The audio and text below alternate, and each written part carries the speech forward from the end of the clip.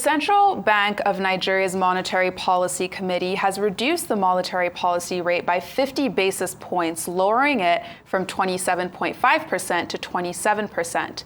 This decision was announced by the bank's governor, Olayemi Cardoso, during the post-MPC press briefing on Tuesday after the committee's 302nd meeting in Abuja.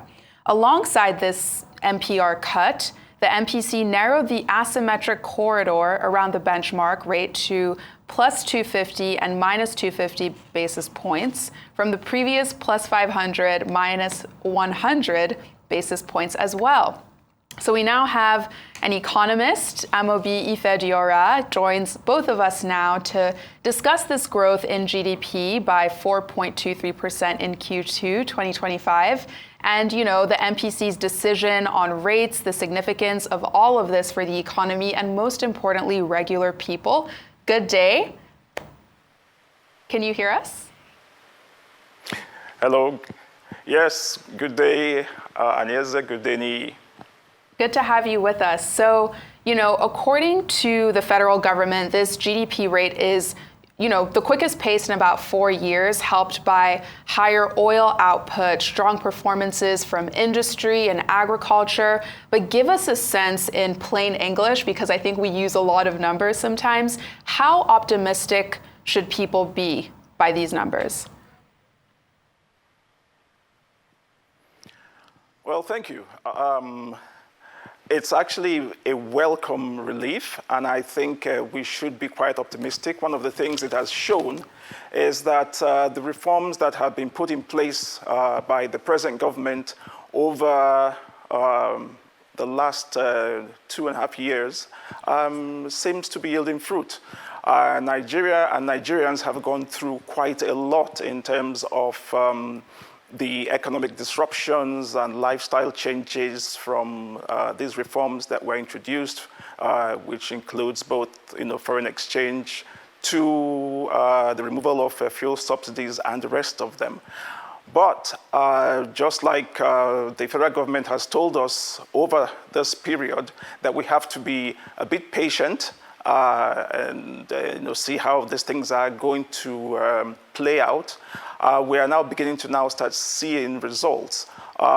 Just like you said, it's the first time since 2020 since we've had this reduction in the monetary policy rate, and it's going to be quite positive. We foresee good things to come. All right, Ifediora, let's take a look at the growth by 4.23% in the second quarter of this year. How significant is that?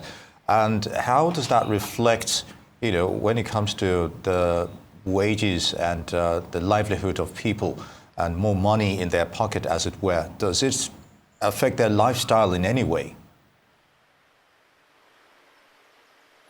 Oh, absolutely. The growth rate in the second quarter of this year by over 4% is also quite significant. It's actually an increase from what we witnessed in growth a year ago, and also an increase in what we also witnessed in the previous quarters. And so it has been triggered by a number of factors. One of the things that has happened, especially in 2025, is that we have been able to increase our oil production, I think from 1.4 million barrels a day to almost 1.7 million barrels per day. And so that increase has generated additional revenue to the country, which translates to growth.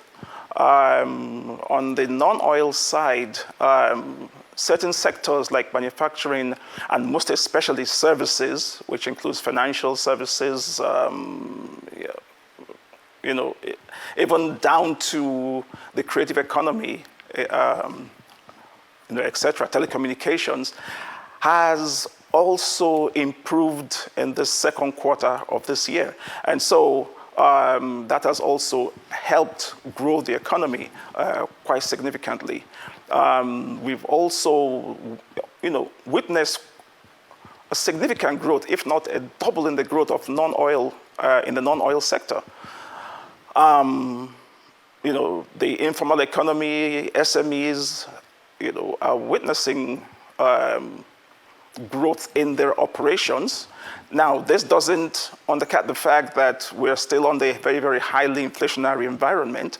However, companies now have this ability to now grow and expand and be able to sustain their own operations.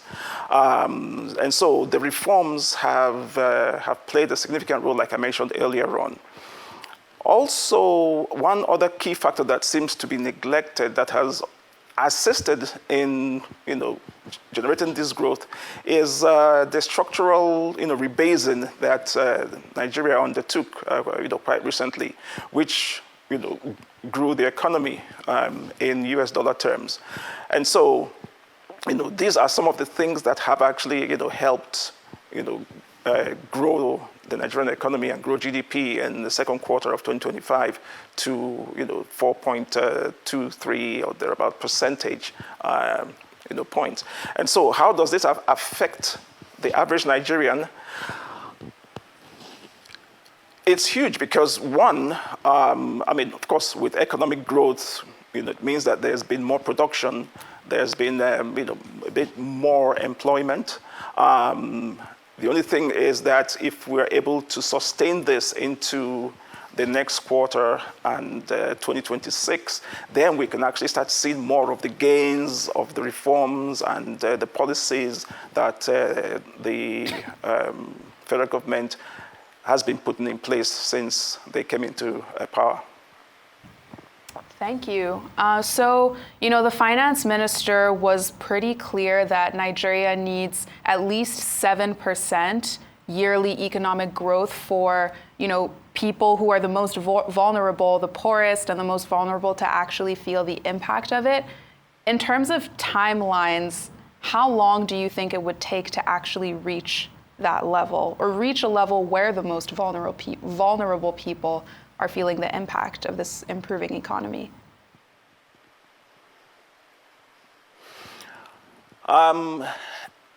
It's 7% is an ambitious target. It's not an impossible target. However, one of the things the federal government has to do, in my opinion, would be to ensure that attention is paid also in the structural infrastructure area, transportation, logistics, power.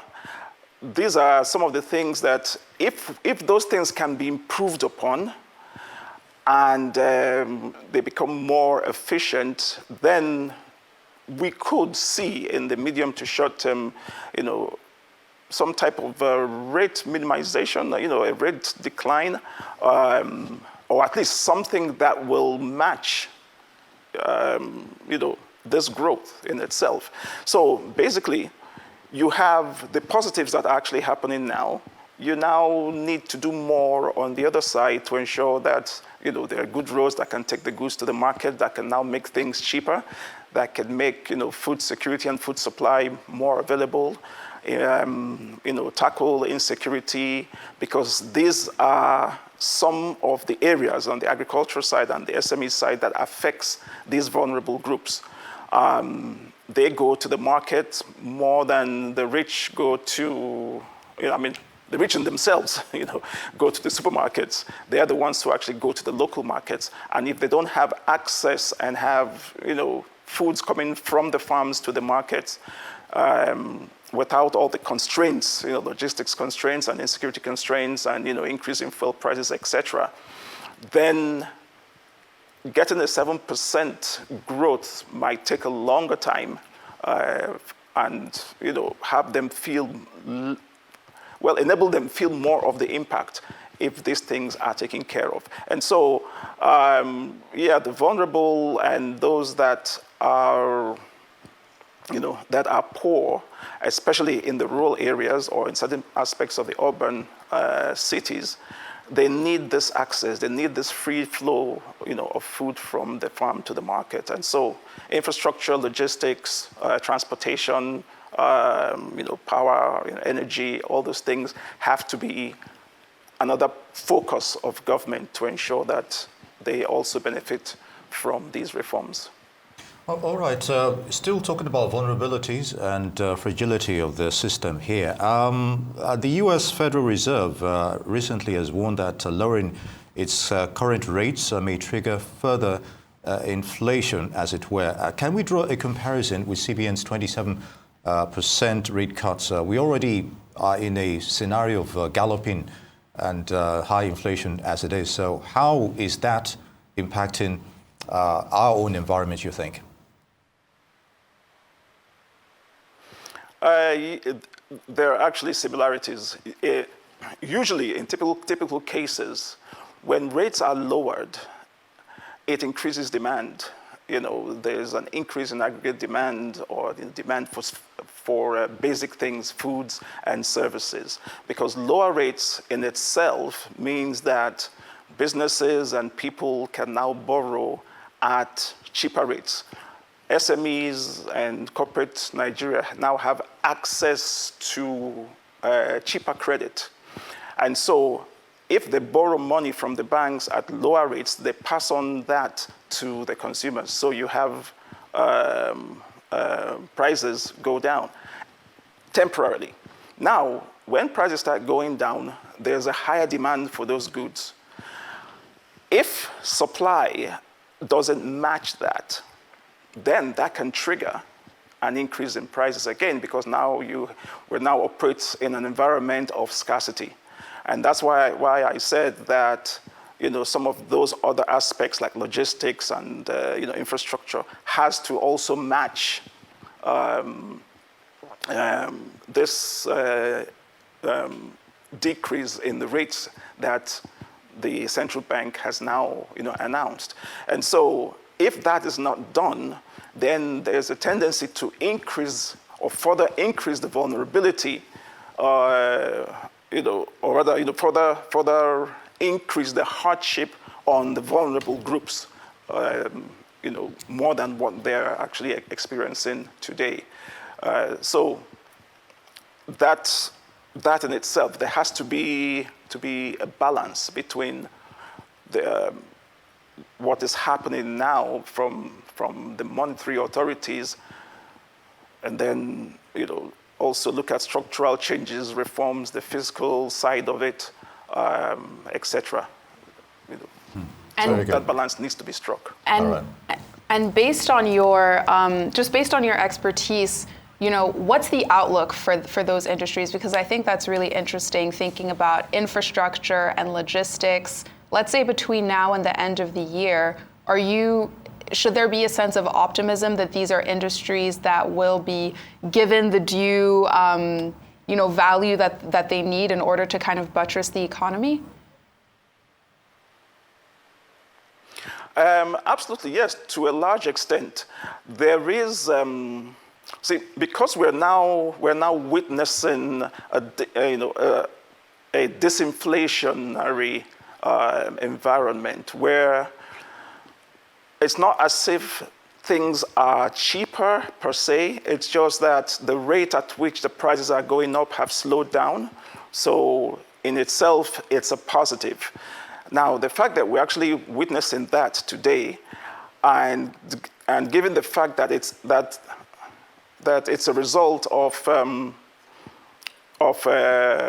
the reforms, there is a tendency, or rather, I hope that this will actually continue, into the next quarter. We've been talking to Ifediora Amobi, economist, on the recent forecast growth and, of course, the MPC decision on rate recently.